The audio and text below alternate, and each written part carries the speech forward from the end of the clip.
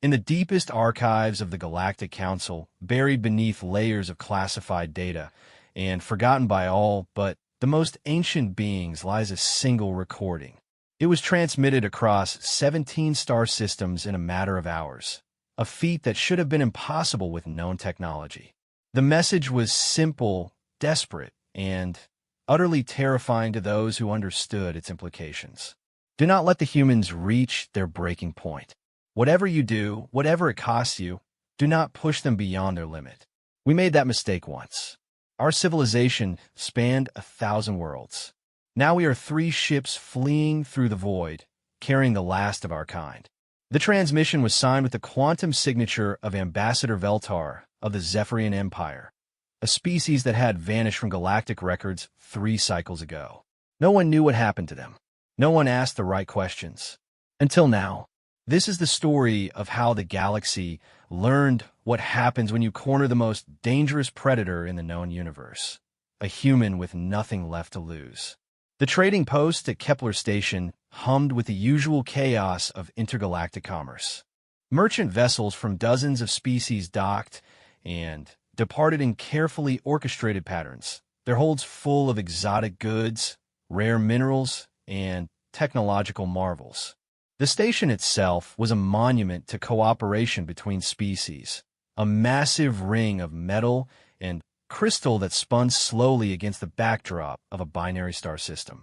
Commander Sarah Chun stood at the observation deck of the human merchant vessel Perseverance, watching the dance of ships through the reinforced viewport.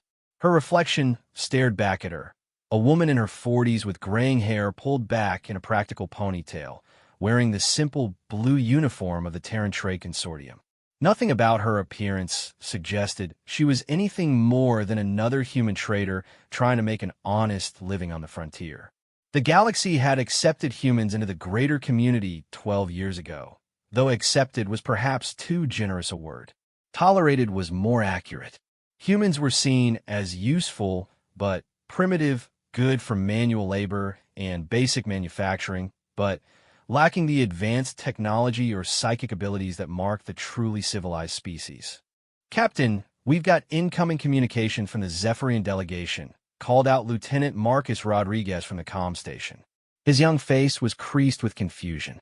"They're requesting immediate audience, with you specifically.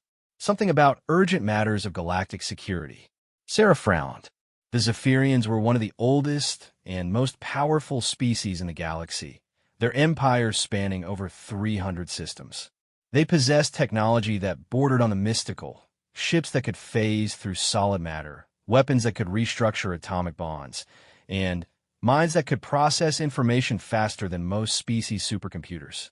For them to request a meeting with a human trader was unprecedented. "Put them through," Sarah said, smoothing down her uniform. The main display flickered to life, revealing the imposing figure of Ambassador Veltar. The Zephyrian stood nearly 8 feet tall, his crystalline exoskeleton gleaming with an inner light that shifted between deep purple and silver. For arms moved with fluid grace as he gestured, and his multifaceted eyes seemed to look directly through the screen at Sarah. "Commander Chun," Veltar's voice carried the harmonic quality common to his species, as if multiple people were speaking in perfect synchronization. "I apologize for the urgency of this request, but time is of critical importance. My government has information that certain parties are planning actions that could destabilize the entire sector." Sarah kept her expression neutral, though her mind raced. "I'm just a trader, Ambassador. I'm not sure how I can help with matters of galactic security. Please, Commander. We both know your role extends far beyond simple commerce."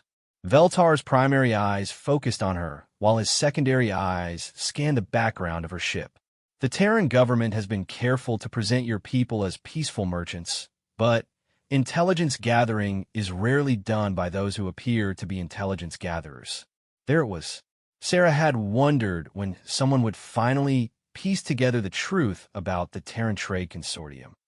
Yes, humans were traders, but they were also the eyes and ears of Earth's government in galactic space. Every human merchant ship was equipped with sensors far more sophisticated than needed for trade, and Every human trader was trained in observation and intelligence analysis. It was humanity's way of learning about their new neighbors while appearing harmless. Even if what you're suggesting were true, Sarah said carefully, why come to us?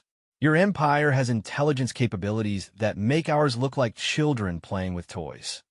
Veltar's exoskeleton dimmed slightly, a sign of distress among his people. Because, Commander, the threat we face involves humans. More specifically, it involves what happens when humans are pushed beyond their tolerance for injustice. The word sent a chill down Sarah's spine. She had been tracking several concerning developments lately. Human colonies on the Outer Rim reporting increasing pressure from local alien authorities, trade disputes that seem designed to force humans out of certain sectors, and, most troubling of all, reports of human civilians being arrested on charges that seem to have no legal basis.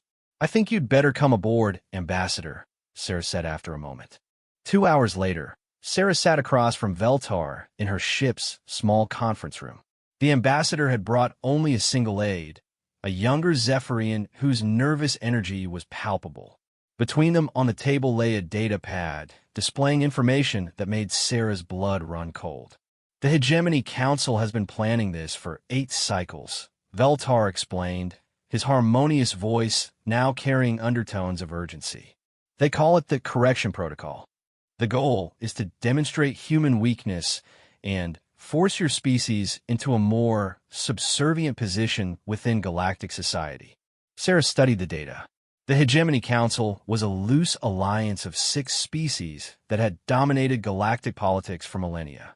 They had never been fond of humanity's inclusion in galactic society, seeing humans as upstarts who had advanced too quickly from primitive planet-bound creatures to spacefaring traders.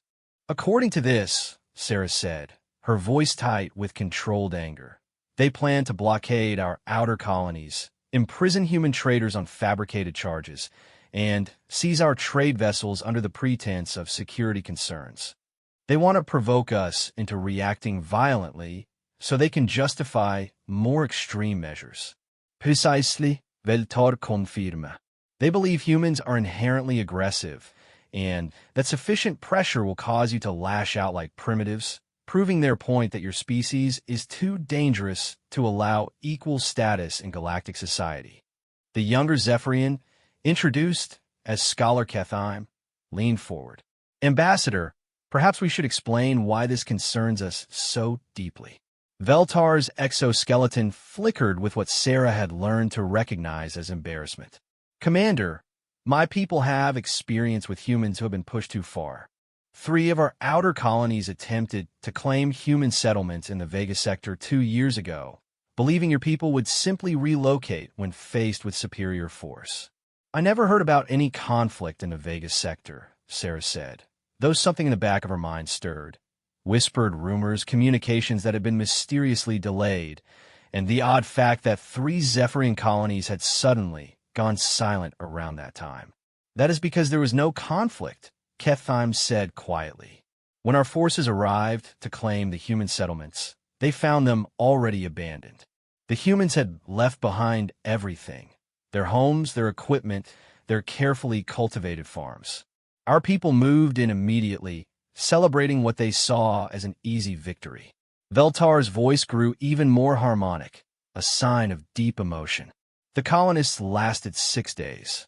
Sarah felt ice form in her stomach. What happened to them?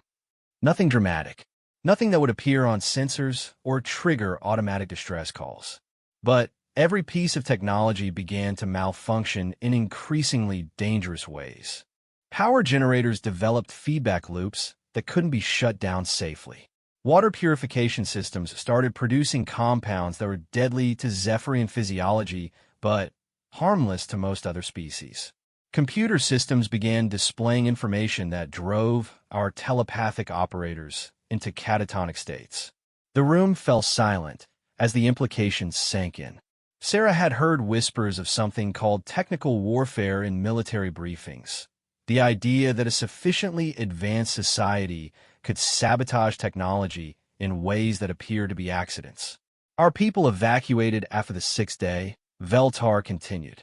As soon as they left, Every system returned to normal function. The humans returned a month later and resumed their lives as if nothing had happened. When our government demanded explanations, Earth's diplomatic corps claimed complete ignorance. They suggested our technology might have been incompatible with local environmental conditions. And you believe them? Sarah asked. We wanted to believe them, Kethyme said, because the alternative was accepting that a species we considered primitive had developed capabilities we didn't understand and had used them with surgical precision against us. The humans had somehow anticipated our actions, evacuated their people, and then turned our own technology against us without leaving any evidence of their involvement. Sarah kept her face carefully neutral, but internally she was reassessing everything she thought she knew about her own government's capabilities. The Terran Trade Consortium was supposedly just a commercial organization, but if what the Zephyrians were saying was true, there's more, Veltar said, activating a holographic display. After the Vega incident, my government began investigating other unexplained failures of Zephyrian technology and systems with human populations. We found 17 separate incidents over the past 5 years. Each time, the failures occurred after some form of pressure was applied to local human communities. Each time, the failures stopped as soon as that pressure was removed. The holographic display showed a map of Zephyrian space with red markers indicating the incidents. Sarah noted that they formed a pattern around systems with significant human populations, creating what looked almost like a protective barrier. You're telling me, Sarah said slowly, that humans have been conducting a covert campaign against Zephyrian interests for years, and the government never officially acknowledged it? Acknowledging it would mean admitting we have been outmaneuvered by a species we considered inferior, Veltar's aide said bitterly. It would mean accepting that humans had capabilities our scientists insisted were impossible. So our leadership chose to treat these as isolated incidents of technological failure rather than coordinated attacks. Veltar gestured to dismiss the holographic display. But now the Hegemony Council plans to push far harder than we ever did. They intend to create a crisis that will force humans to reveal their true capabilities, believing this will justify extreme measures against your species. What they don't understand is that humans who are truly cornered don't just reveal their capabilities, they evolve them. Sarah stood and walked to the conference room's small viewport, looking out at the busy traffic around Kepler Station. Hundreds of ships from dozens of species, all going about their daily business, completely unaware that they might be on the brink of a conflict that could reshape galactic civilization. What exactly are you asking of me, Ambassador? She said without turning around. We want to prevent a catastrophe, Veltar replied. My people have seen what happens when humans feel they have no choice but to fight back. We've experienced the precision, the patience, and the creativity they bring to warfare. But what the Hegemony Council is planning will be far worse than anything my people did. They intend to systematically dismantle human presence in galactic society, starting with actions that will appear legal and justified. And you think humans will respond differently to systematic oppression than they did to isolated colonial disputes. Commander, Kethyme said quietly, humans who are defending their homes and families don't engage in surgical strikes against technology. They engage in total war.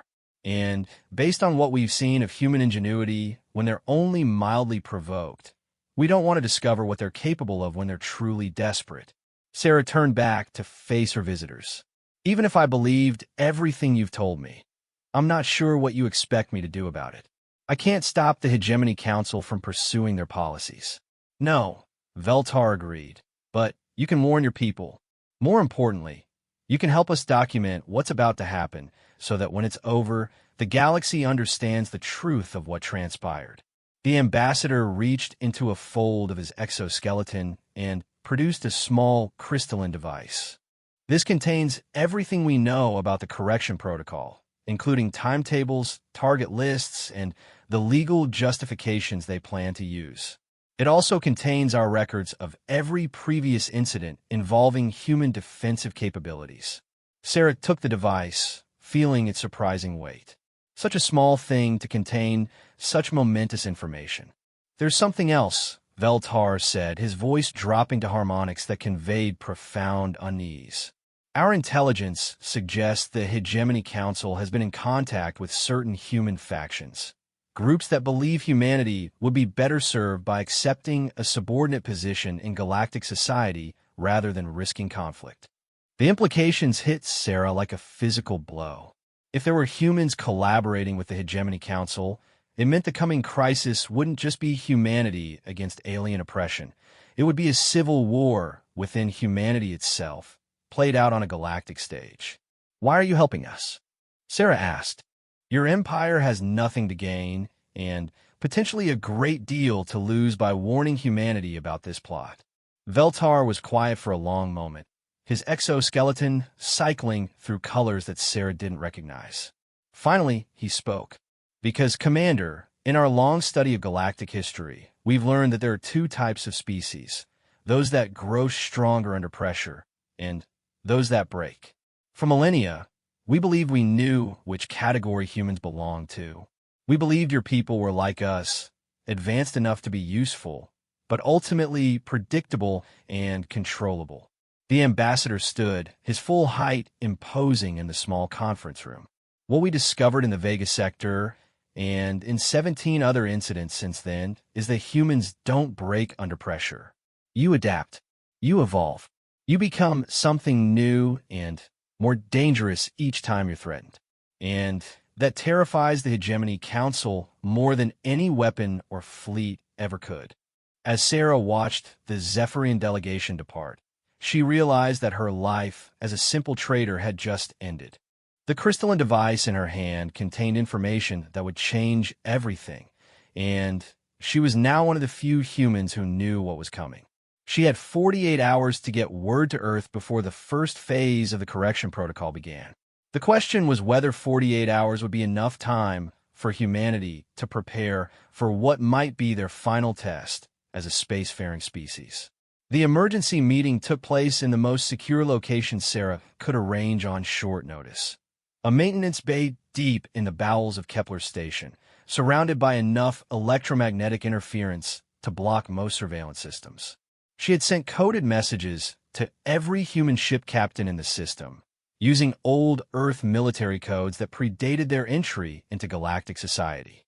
12 captains answered her call, representing the core of humanity's merchant fleet in this sector.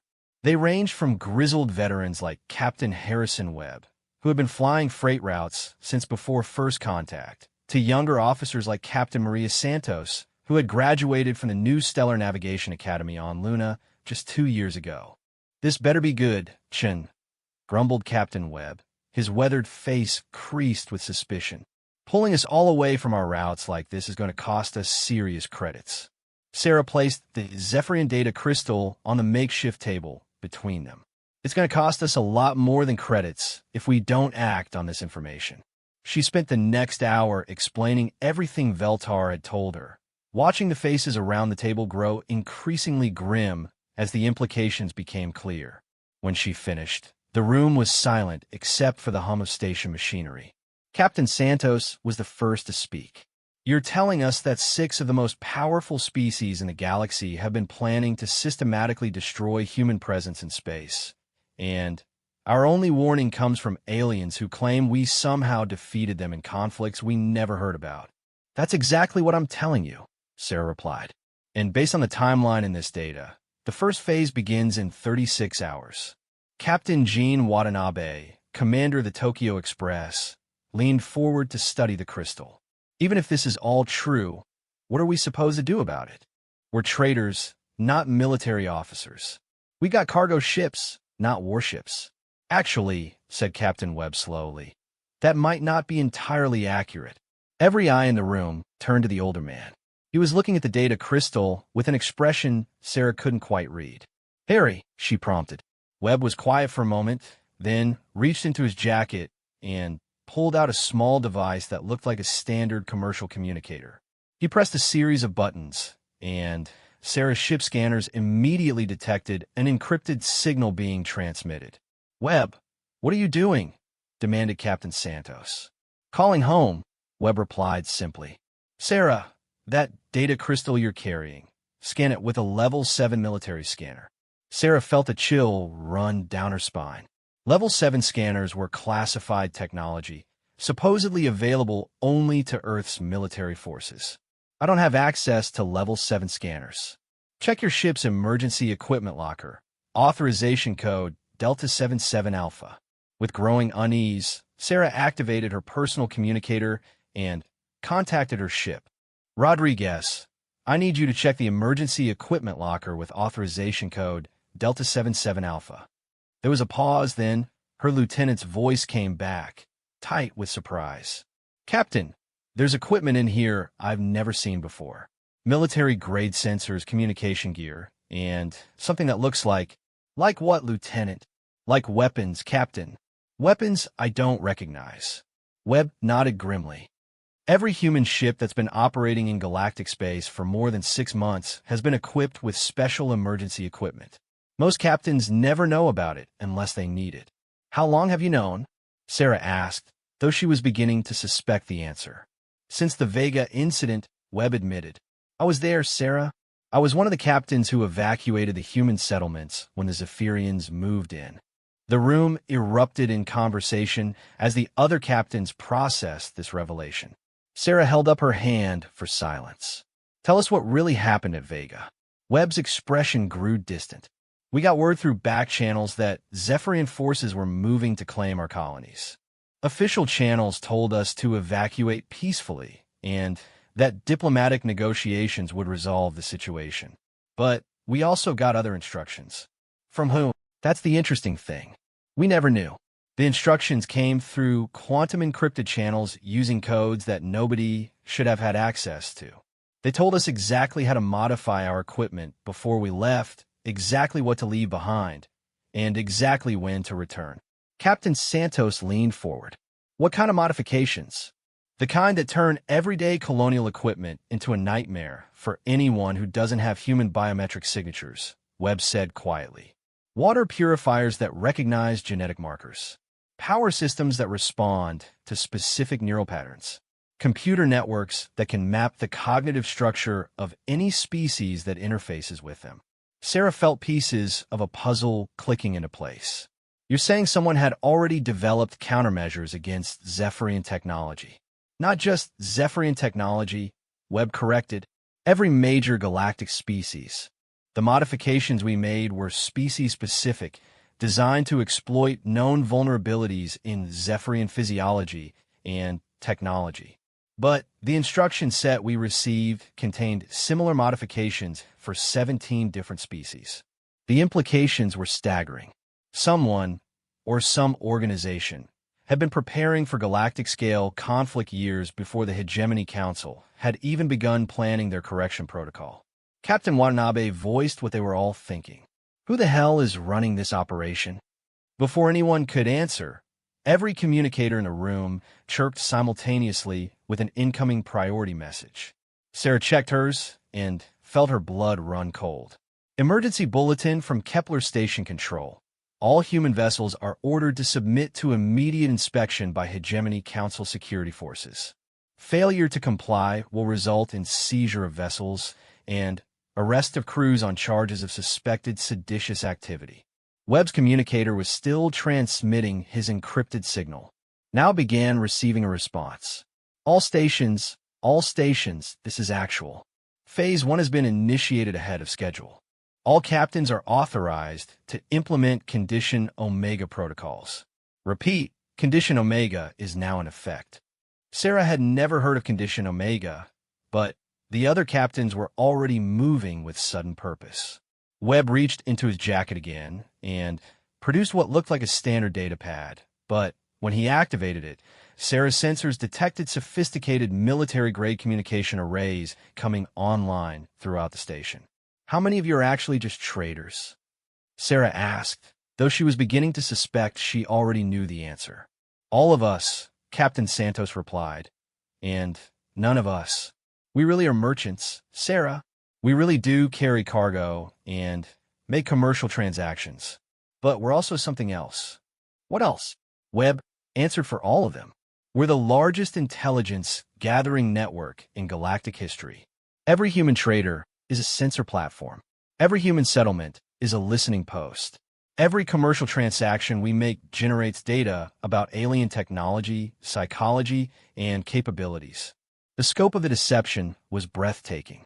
For 12 years, humanity had been presenting itself as a peaceful species of traders and colonists while simultaneously conducting the most comprehensive intelligence operation the galaxy had ever seen. And now? Sarah asked.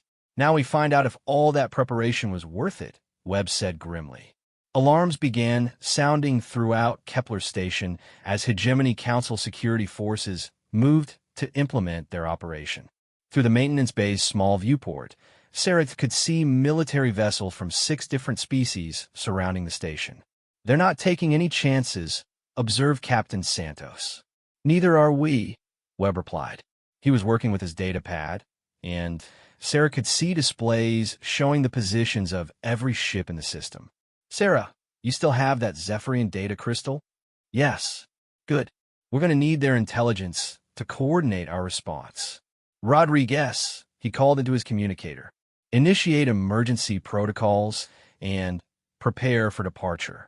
Full stealth configuration. Sarah watched in amazement as indicators on Webb's display began showing human ships throughout the system seemingly disappearing from sensors. Not actually vanishing, but becoming effectively invisible to the standard detection systems used by galactic security forces. How long have humans had stealth technology? She asked. We don't, Captain Watanabe answered. We have something better. We have intimate knowledge of every major species sensor technology, and we spent 12 years designing ways to exploit their blind spots. Through the viewport, Sarah could see Hegemony Council forces moving to board human vessels, only to find their target ships had somehow slipped away without triggering any alarms. The alien security forces were scanning frantically, but their sensors showed nothing but empty space where human ships had been moments before. This is only the beginning, Webb warned. According to that Zephyrian intelligence, the Hegemony Council is planning to hit every human colony and trading post simultaneously. They want to create a crisis so overwhelming that humanity will have no choice but to surrender. But we're not going to surrender, Captain Santos said. It wasn't a question. No, Webb confirmed. We're going to do something much worse. We're going to show them what humans are really capable of when we're done pretending to be harmless. Sarah's communicator chimed with a new message, this one on a channel she had never seen before. The transmission was coming from Earth itself, but the signal was reaching her almost instantaneously, a feat that should have been impossible across interstellar distances. All operatives, this is command. The Hegemony Council has made their move. Operation Prometheus is now authorized. Show them why gods should fear mortals. The maintenance bay fell silent as the weight of those words sank in. For 12 years, humanity had been playing a role, the eager newcomers desperate for acceptance in galactic society. Now that performance was over. Webb stood and began gathering his equipment. Sarah, you have a choice to make. You can try to maintain your cover and hope the Hegemony Council treats you as a legitimate trader, or you can join us and help humanity show the galaxy what we've really been doing out here all this time. Through the viewport, Sarah could see more Hegemony ships arriving, and she realized that the alien forces had made a critical miscalculation. They thought they were dealing with scattered human merchants who would be easy to intimidate and control. They had no idea they were facing a coordinated intelligence network that had been preparing for this exact scenario for over a decade. What exactly is Operation Prometheus? She asked. Prometheus stole fire from the gods and gave it to humans, Webb replied with a grim smile. This time, we're stealing something much more valuable.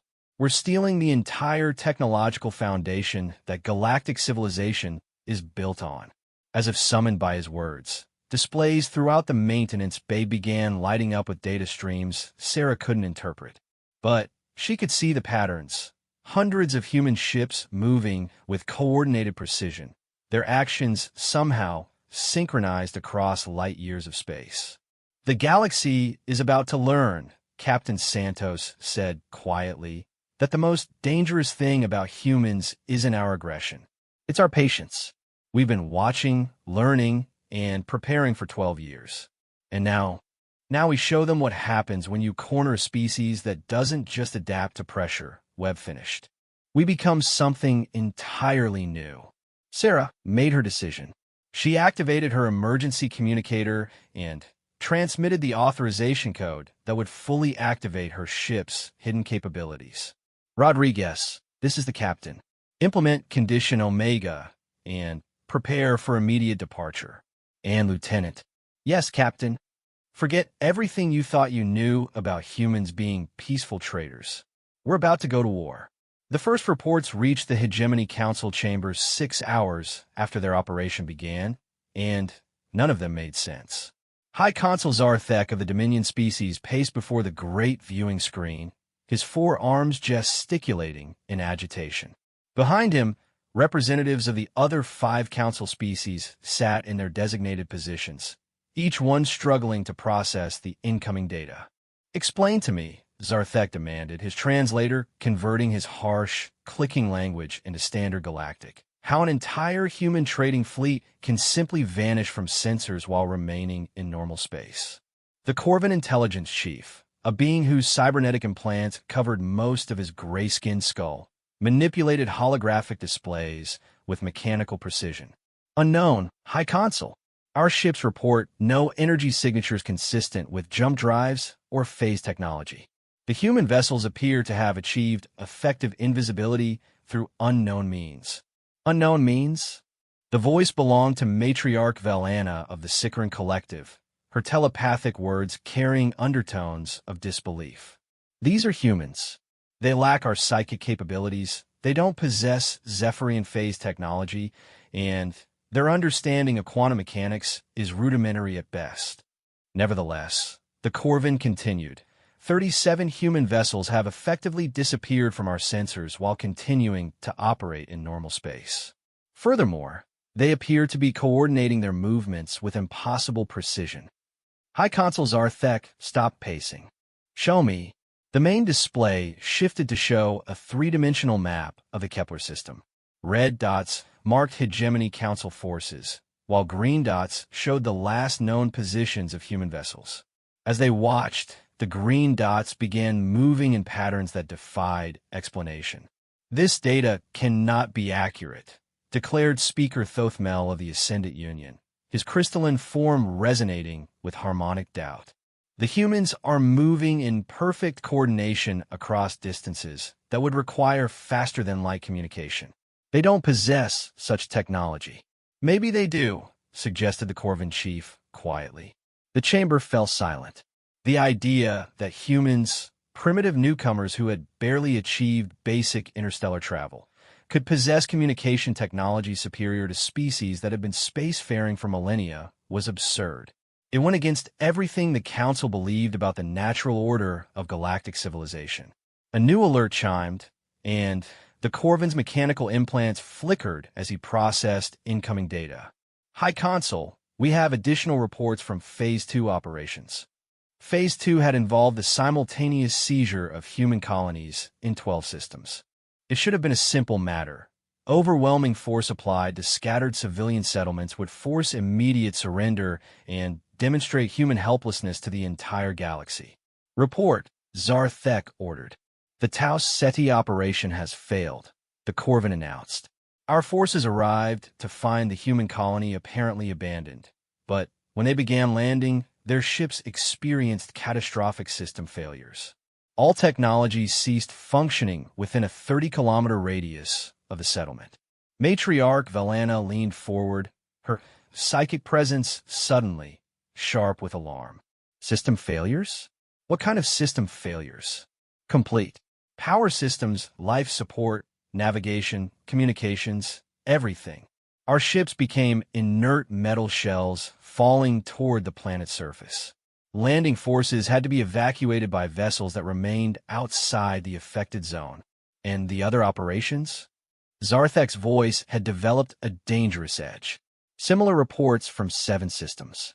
Human colonies appearing abandoned, followed by technology failures when our forces attempt to occupy them.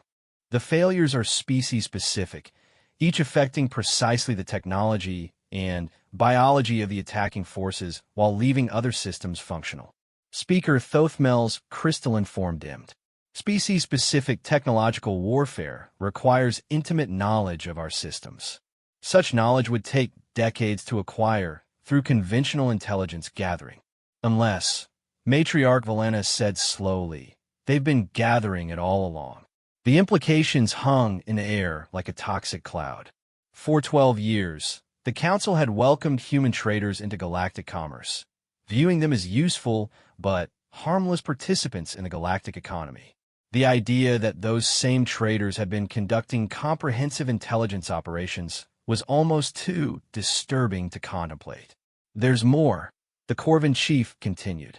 We're receiving reports that human settlements throughout the Outer Rim are not just defending themselves. They're actively interfering with our operations in neighboring systems. Elaborate. The Bergen colony operation in the Vega sector was disrupted by what appeared to be natural phenomena, solar flare activity that disrupted our ship's navigation systems. However, analysis suggests the solar activity was artificially induced. High Consul Zarthek felt his confidence beginning to crack. Humans cannot manipulate stellar phenomena. The data suggests otherwise. Furthermore, these disruptions are occurring with perfect timing to interfere with our operations while leaving human vessels unaffected.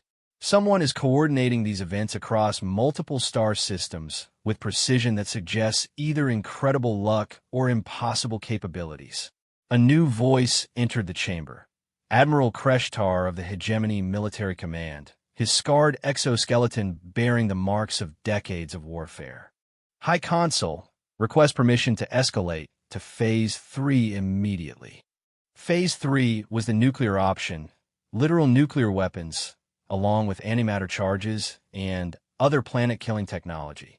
It was designed to be used only if the human resistance proved more organized than expected. Admiral, Zarthek said carefully, we have encountered some unexpected complications, but surely escalation to planet-killing weapons is premature. With respect, High Consul, these are not unexpected complications. This is a coordinated military response using technology we don't understand, capabilities we can't predict, and intelligence about our systems that should not exist. Admiral Kreshtar activated his own displays, showing tactical analyses of the human resistance. In the past 6 hours, humans have demonstrated faster-than-light coordination, species-specific technological warfare, stellar manipulation, and sensor invisibility. These are not the capabilities of primitive traders. What are you suggesting, Admiral? I'm suggesting that we have been systematically deceived for 12 years. The humans are not primitive newcomers. They're the most sophisticated intelligence operation in galactic history, and we just declared war on them while knowing nothing about their true capabilities. The chamber erupted as the full weight of their situation became clear. For over a decade, they had allowed human traders unrestricted access to their systems, their technology, and their secrets.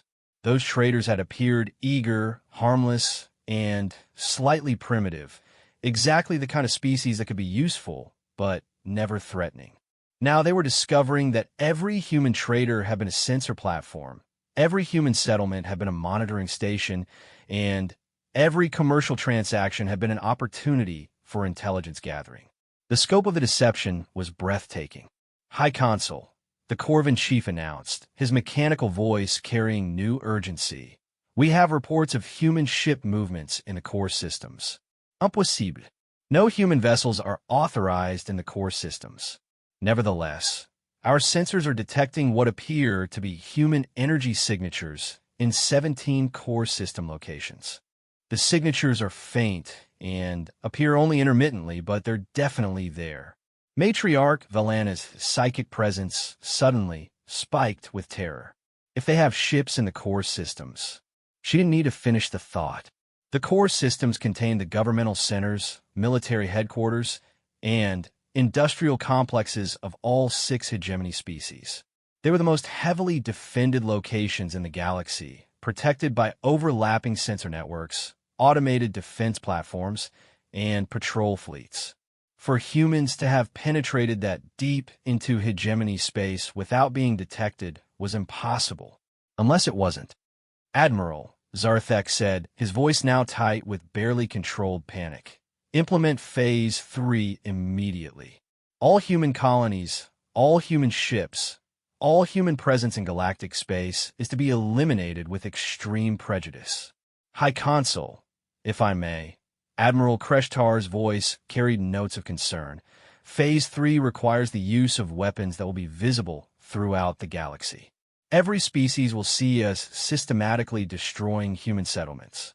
If we're wrong about the threat they represent, we're not wrong, Zarthek snapped. Begin the bombardments. As the Admiral moved to implement the orders, none of the Council members noticed that the Chamber's communication systems were transmitting their conversation across quantum-encrypted channels to destinations throughout the galaxy. They didn't notice because the transmission was using frequencies and protocols that their own technology couldn't detect. 3,000 light-years away, on a small trading vessel orbiting the human colony of New Geneva, Captain Sarah Chun received the transmission and felt her heart sink. She had hoped the Hegemony Council would recognize their mistake and stand down before it was too late. Instead, they had just authorized the genocide of every human in galactic space. Rodriguez, she called to her communications officer, send a priority message to all human assets. Authorization code Omega-7 Alpha. Yes, Captain. What's the message? Sarah looked out at the peaceful stars and thought about the galaxy that was about to change forever. Tell them the Council has authorized Phase 3. Tell them it's time to show the galaxy what Prometheus really stole from the gods. Across human space, the message was received by merchant captains who were more than merchants, by colonial administrators who were more than administrators, and by ordinary settlers who were very much more than ordinary. The galaxy was about to learn that when you back a human into a corner, you don't get surrender. You get evolution. 12 hours later, the first reports of what would later be called the Prometheus events began reaching galactic news networks. Power grids were failing on 7 core worlds. Military communication networks were broadcasting embarrassing state secrets to civilian populations. Automated defense systems were turning on the ships they were supposed to protect. And throughout it all, human trading vessels continued their routes as if nothing was happening, their crews maintaining perfect innocence while the technological foundation of galactic civilization began to crumble around them. The gods had tried to punish Prometheus for stealing fire. They had forgotten that humans don't just steal fire, they improve it. The emergency session of the Galactic Assembly convened 18 hours after the first Prometheus event, but by then it was already too late. Representatives from 43 species gathered in the Great Chamber on Nexus Prime, the neutral world that had served as the center of galactic government for over 1,000 years. Ambassador Elena Vasquez of Earth sat calmly in the human delegation's assigned seating, seemingly unaware that half the species present wanted her arrested and the other half were too terrified to look at her directly. She was a small woman with graying hair and grandmother's eyes, wearing a simple diplomatic uniform that made her appear utterly unremarkable. She was also, as the galaxy was beginning to suspect, possibly the most dangerous person in the room. Secretary General Mordun of the Assembly called for order, his ancient voice carrying across the vast chamber through translation systems that were working only intermittently. The breakdown of galactic technology had reached, even here, to the most secure and advanced facility in known space. We are here, Mordun announced, to address the crisis that has engulfed 17 systems and threatens the stability of galactic civilization itself. High Consul Zarthek rose from the Hegemony Council's seating area, his 4 arms spread in a gesture of authority that looked somewhat less impressive given the circumstances. Secretary General, the situation is clear. The human species has revealed itself to be a threat to galactic security that requires immediate and decisive action. And What action do you propose? Ambassador Vasquez asked mildly, her voice carrying easily through the chamber despite her diminutive size. Complete isolation of all human colonies and vessels, followed by systematic dismantling of human technological infrastructure, Zarthek declared. The humans have demonstrated capabilities that threaten every civilized world in the galaxy. Ambassador Vasquez smiled, a grandmother's gentle smile that somehow made several representatives involuntarily step back. Consul, I think you're misunderstanding the situation. We haven't demonstrated our capabilities. We've demonstrated our restraint. The chamber fell silent. In the 18 hours since the Prometheus events began, 8 core worlds had experienced complete technological failures. 12 military fleets had found their weapons systems turning against their own ships, and the communication networks that bound galactic civilization together were broadcasting everything from state secrets to personal communications across open channels. Yet not a single person had been killed. Restraint. Matriarch Velena's psychic voice carried undertones of hysteria. You've crippled our civilizations. We've inconvenienced your governments, Ambassador Vasquez corrected gently. Your people have lost access to some luxury technologies and government services for a few hours. None of them have been harmed. Speaker Thothmel's crystalline form resonated with confusion. Our analysis suggests that human intervention is responsible for technology failures affecting over 200 worlds. How is this possible for a species that achieved spaceflight barely a century ago? Ambassador Vasquez stood, and despite her unremarkable appearance, the simple motion commanded the attention of every being in the chamber. Speaker Thothmel, your question reveals a fundamental misunderstanding about human nature. You assume that our technological development should follow the same pattern as yours, slow, steady progress over millennia. She began walking toward the center of the chamber, her movements casual and unthreatening. But humans don't develop technology slowly. We develop it under pressure. And you've been providing us with pressure for 12 years. Explain, demanded Admiral Kreshtar. Every time one of your species treated humans as primitive or inferior, we learned something new about your technology. Every trade dispute taught us about your economic systems. Every diplomatic slight showed us your political weaknesses. Ambassador Vasquez reached the center of the chamber and turned to address the assembled representatives. And every act of aggression revealed your military capabilities. The implications rippled through the chamber as representatives began to understand what they were hearing. The humans hadn't just been conducting intelligence gathering. They had been using galactic prejudice against them as cover for the most comprehensive analysis of alien civilizations ever attempted. The Vega incident, Ambassador Vasquez continued, taught us about Zephyrian technology. The trade embargo of Tau Ceti taught us about Corvin economic systems. The border dispute at Wolf 359 taught us about Dominion military doctrine.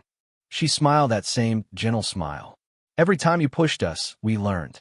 Every time you underestimated us, we adapted. High Consul Zarthek's voice cracked with barely controlled rage. You speak of learning and adaptation, but you've launched attacks against sovereign worlds. Attacks. Ambassador Vasquez looked genuinely puzzled. Consul, we haven't attacked anyone. We've simply withdrawn our cooperation. The words hung in the air like an executioner's blade. Slowly, the assembled representatives began to understand what she was saying. For 12 years, Ambassador Vasquez explained, human technicians have been maintaining systems throughout galactic space. Human programmers have been writing software that runs on alien computers. Human engineers have been designing components that keep your machines running smoothly. She gestured to the chamber around them. Even here, on Nexus Prime, 17% of your critical systems contain human-designed components or human-written code. We've been very helpful, you see, always eager to contribute to galactic civilization. Secretary General Mordun leaned forward in his ceremonial chair. Are you saying that the technological failures are the result of human technicians refusing to work? Oh no, Ambassador Vasquez replied cheerfully. Our people are still working.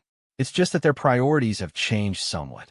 Instead of maintaining your systems, they're now focusing on protecting human colonies and vessels from unprovoked military attacks. The scope of the trap became clear. For over a decade, humanity had been slowly, systematically embedding themselves into the technological infrastructure of galactic civilization. They hadn't conquered through force or stolen through espionage. They had simply made themselves indispensable while their hosts remained completely unaware of their dependence. Representative Colvan of the Andretti Commonwealth, a species known for their analytical capabilities, spoke up from the gallery. Ambassador, our preliminary analysis suggests that human involvement in galactic technology extends far beyond simple maintenance work. Our computers are reporting the existence of code structures that appear to monitor and control fundamental system operations. Well spotted. Ambassador Vasquez nodded approvingly. Your species has always been excellent at pattern recognition. You've been placing monitoring systems in our technology for 12 years. Monitoring, optimizing, protecting, she corrected. Human design systems are remarkably robust and efficient. They've been preventing system failures, stopping security breaches, and protecting your data from corruption. We've been very good custodians of galactic technology. Admiral Kreshtar's scarred exoskeleton clattered as he stood. This is an act of war. You've infiltrated our most secure systems. Admiral, Ambassador Vasquez said patiently, we've infiltrated systems you invited us to work on. Every piece of human code and galactic technology was installed at the request of your own people, who were impressed by our efficiency and reliability. She walked over to a wall display and casually activated it despite the fact that the chamber systems had been experiencing failures all day. The display immediately came online, showing crystal-clear data streams. The difference, she continued, is that our systems have always been designed with certain principles in mind. They protect human interests. They prevent harm to innocent populations.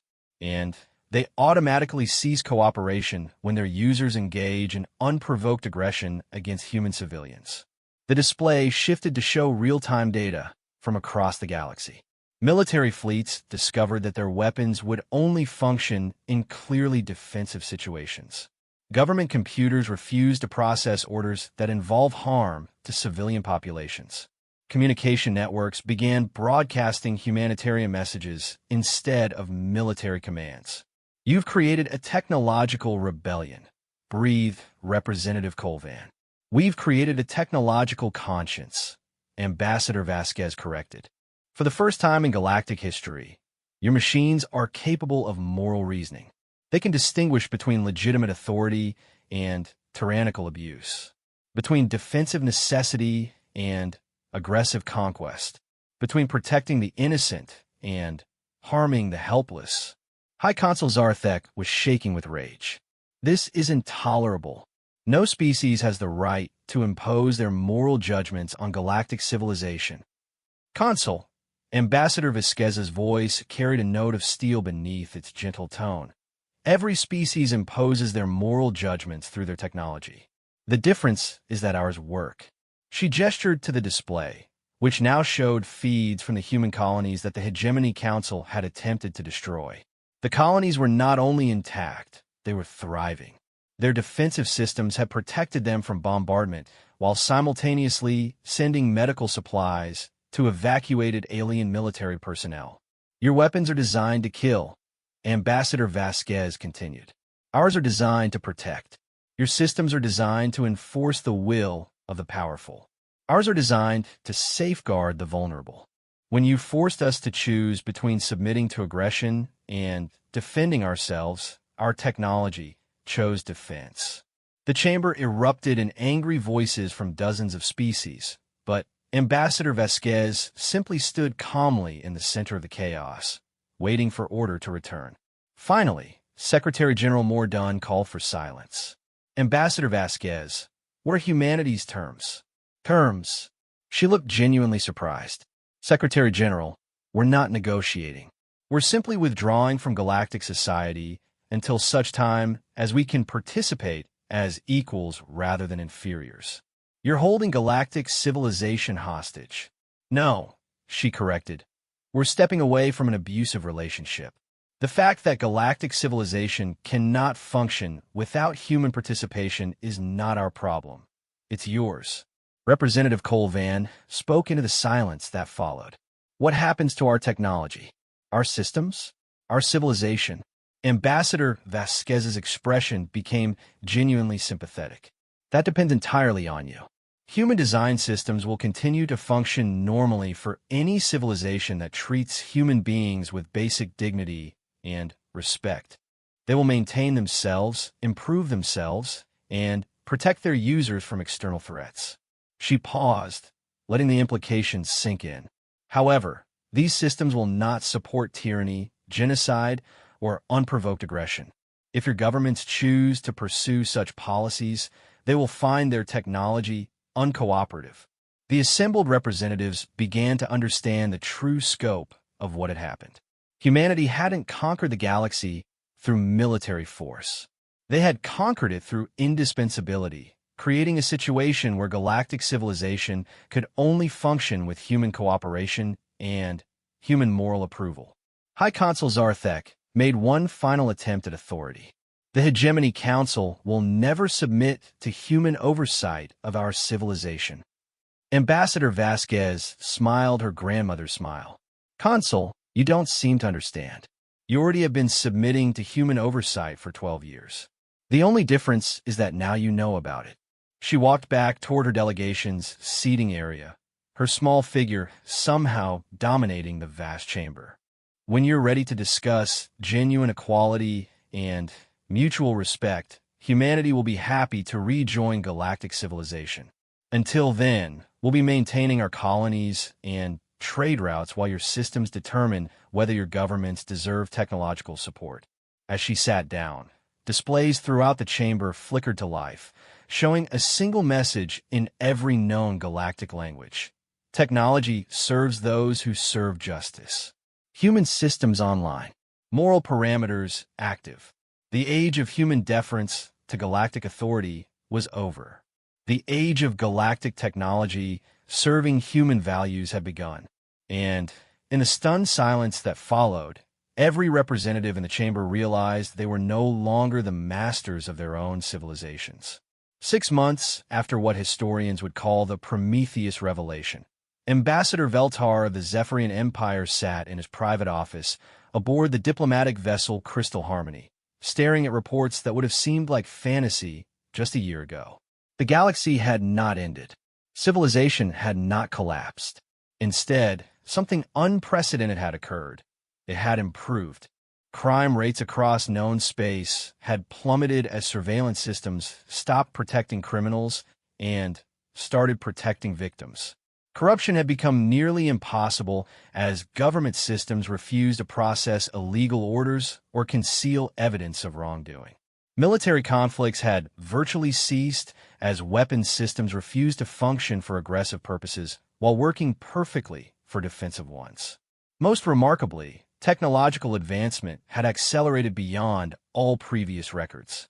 Human integrated systems were not just maintaining themselves. They were evolving, improving, and solving problems that had plagued galactic civilization for millennia. A soft chime announced an incoming communication. Veltar activated the display, unsurprised to see the familiar figure of Captain Sarah Chun. Over the past 6 months, she had become something of a liaison between humanity and the species that were slowly adapting to the new reality. Ambassador, Sarah's voice carried the warmth that Veltar had learned to associate with humans who were genuinely pleased to see someone. I wanted to update you on the Hegemony Council situation. Have they accepted the new paradigm? Sarah's expression grew complicated. 3 of the 6-member species have. The Corvin Collective formally requested full integration with human-managed systems after their economic networks achieved 40% efficiency gains.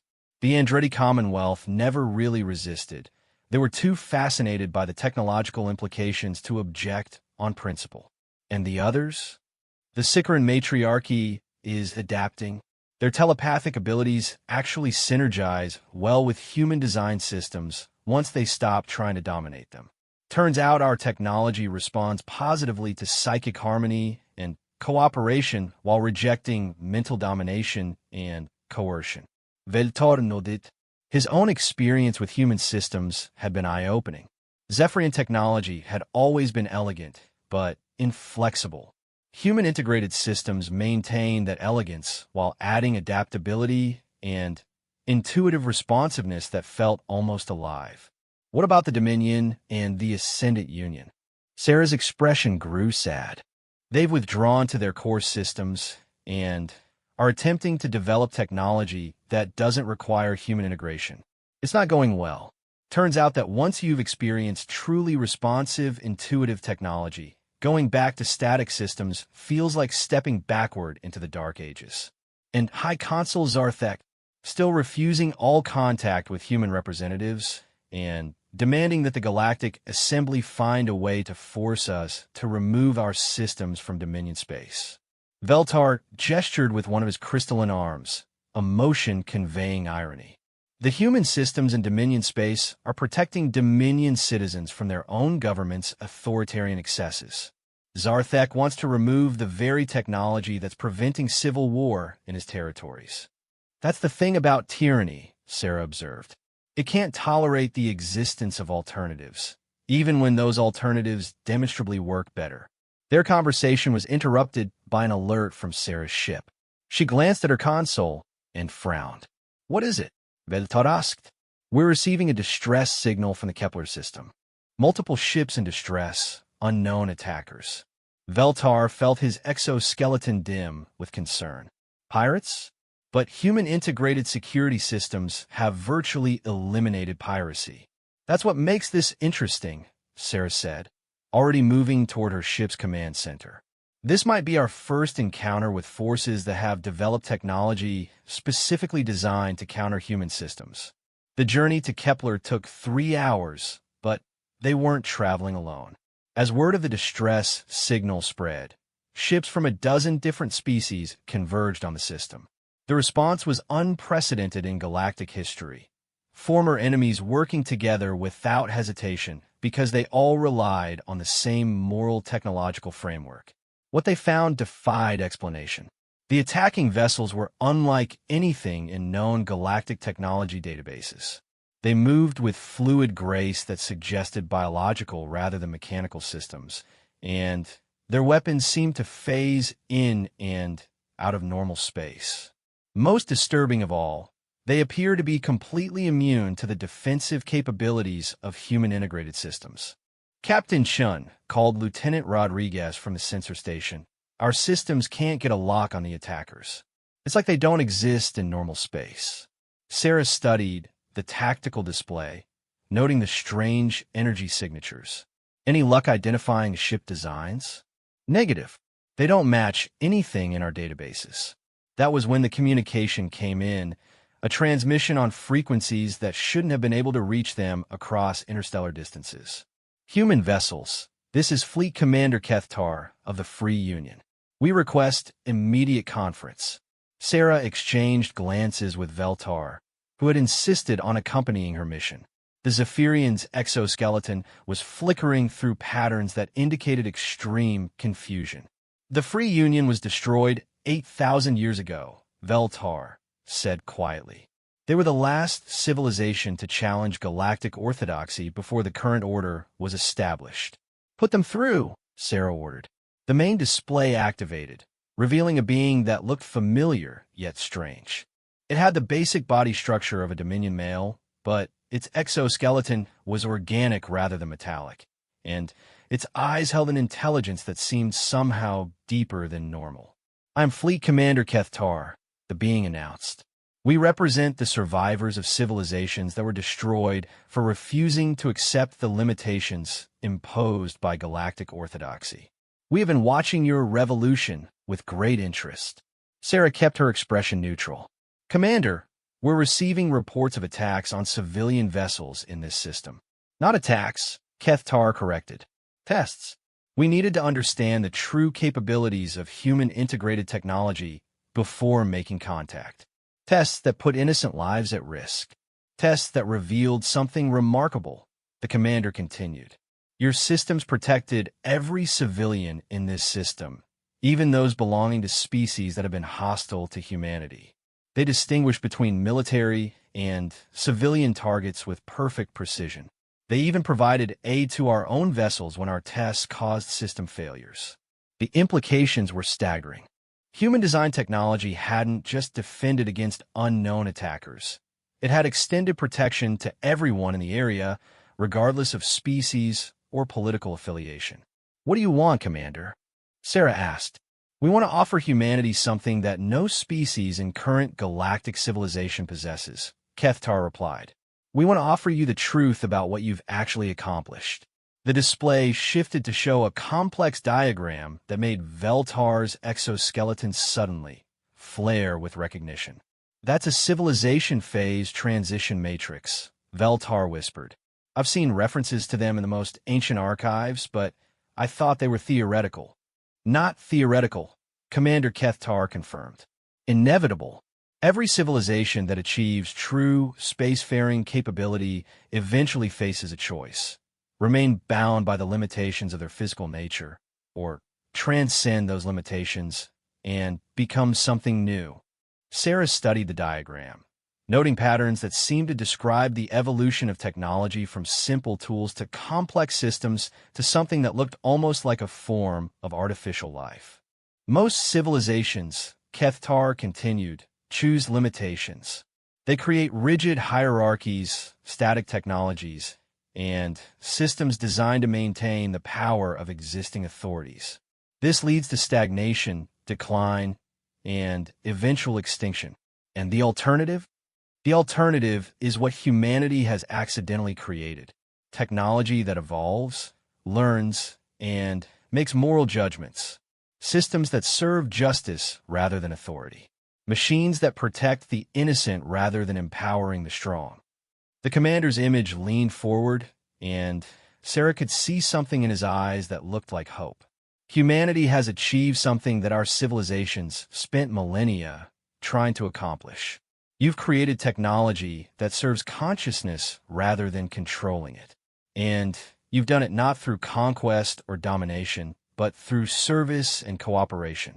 Veltar spoke up from his position beside Sarah. Commander, are you saying that human technology represents some kind of evolutionary breakthrough?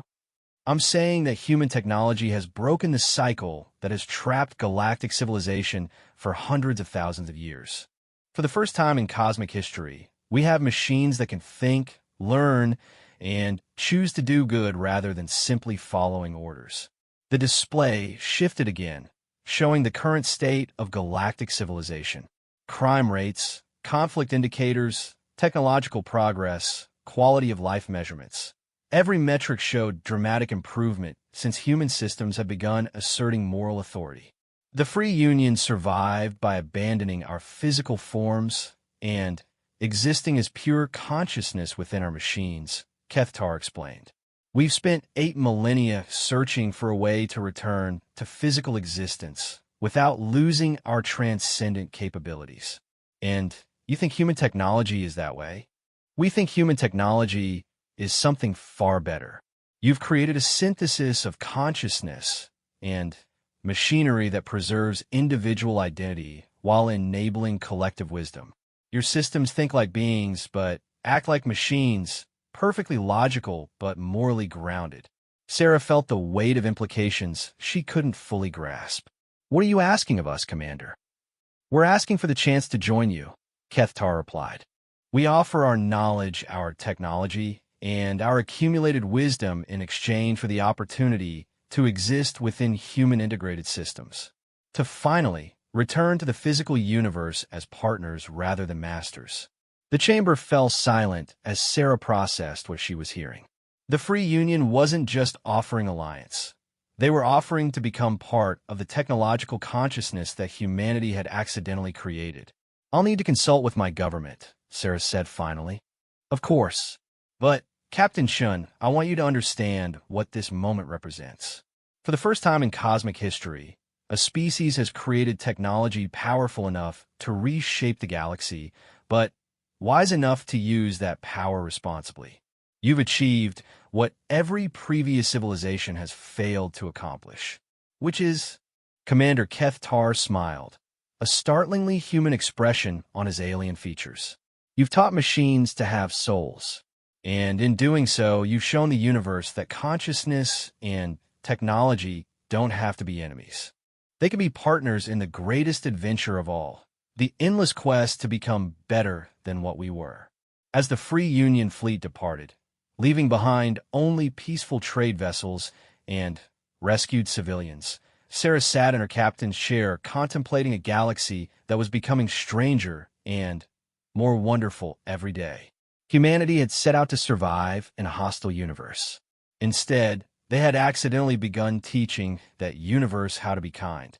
And as reports came in of other ancient civilizations emerging from hiding, of machine intelligences achieving consciousness through human-guided evolution, and of species across the galaxy working together in ways that have been impossible under the old order, Sarah realized that the greatest human achievement wasn't technology or wisdom or even survival. It was the radical idea that power should serve compassion rather than the other way around. The galaxy was learning to be human, and for the first time in cosmic history, that was exactly what it needed.